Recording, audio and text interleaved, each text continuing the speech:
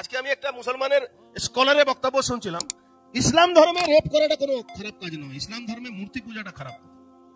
আল্লাহ নাকি বলেছেন রেপ করা কোনো খারাপ জিনিস নয়, খারাপ জিনিস হলো মূর্তি পূজা। আর আমাদের যারা পুলিশরাও শুনছে তাদের আসলে উনি নাকি কোন স্কলারের মুখ থেকে শুনেছেন ইসলাম ধর্মে রেপ করা কোনো অপরাধ নয়, আল্লাহ নাকি বলেছেন রেপ করা কোনো অপরাধ নয়। আসলে আল্লাহ সুবহানাহু ওয়া তাআলা রেপ করা বা ব্যভিচার করা শাস্তি পবিত্র কোরআন এবং সুন্নাহয় কি বলেছেন সেটা আজকে আমরা দেখি।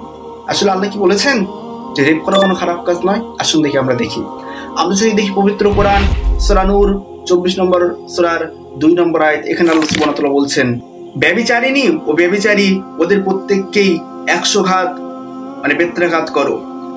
আল্লাহর বিধান কার্যকারীকরণে ওদের প্রতি দয়া যেন তোমাদের অভিভূত না করে, যদি তোমরা আল্লাহ এবং পরকালে বিশ্বাসী হও। আর বিশ্বাসীদের একটি দল যেন ওদের শাস্তি প্রত্যক্ষ করে। স্পষ্টই প্রকাশ্য কোনো ব্যক্তি যদি অবিবাহিত ব্যক্তি যদি রেপ করে বা ব্যভিচার করে তাকে প্রকাশ্যই 100 ঘাত বেত্রাঘাত করতে হবে, এবং সেটা যেন তাদের প্রতি কোনো দয়া মায়া করা যাবে না সেই বেত্রাঘাত করার সময়। দ্বিতীয়ত, যদি বিবাহিত ব্যক্তি ব্যভিচার করে তার শাস্তি কি আমরা যদি দেখি সহিহ বুখারী হাদিস নম্বর 6815, আবু হুরায়রা রাদিয়াল্লাহু আনহু হতে বর্ণিত, তিনি বলেন, এক লোক রাসূল সাল্লাল্লাহু আলাইহি ওয়াসাল্লামের কাছে এলেন। তিনি তখন মসজিদে ছিলেন। সে তাকে ডেকে বলল, হে আল্লাহর রাসূল, আমি জিনা করেছি, আমি ব্যভিচার করেছি। তিনি তার থেকে মুখ ফিরিয়ে নিলেন। এইভাবে কথাটি সে 4 বার বলল।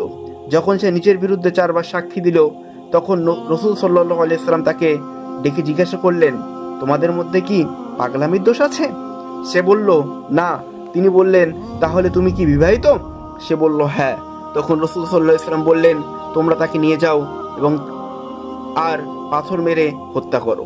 তাহলে স্পষ্টই সহিহ বুখারীর আমরা 6815 নম্বর হাদিস থেকে দেখতে পেলাম, বিবাহিত ব্যক্তি ব্যভিচার করলে, বিবাহিত ব্যক্তি রেপ করলে তার শাস্তি হলো তাকে পাথর মেরে হত্যা করা।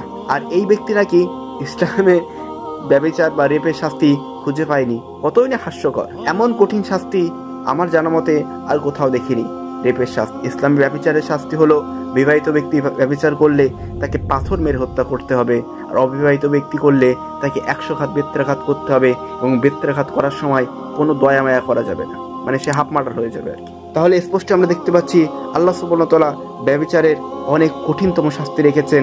আর এই ব্যক্তি নাকি ব্যভিচারের শাস্তি ইসলামে খুঁজে পায়নি, ইসলামে নাকি রেপ করার কোনো শাস্তি আল্লাহ সুবহানাহু ওয়া তাআলা দেয়নি। আসলে মূর্খ হলে যেটা হয় আর কি, অজ্ঞতার পরিচয় এইভাবে ছড়ালে তো মানুষ হাসাহাসি করবে।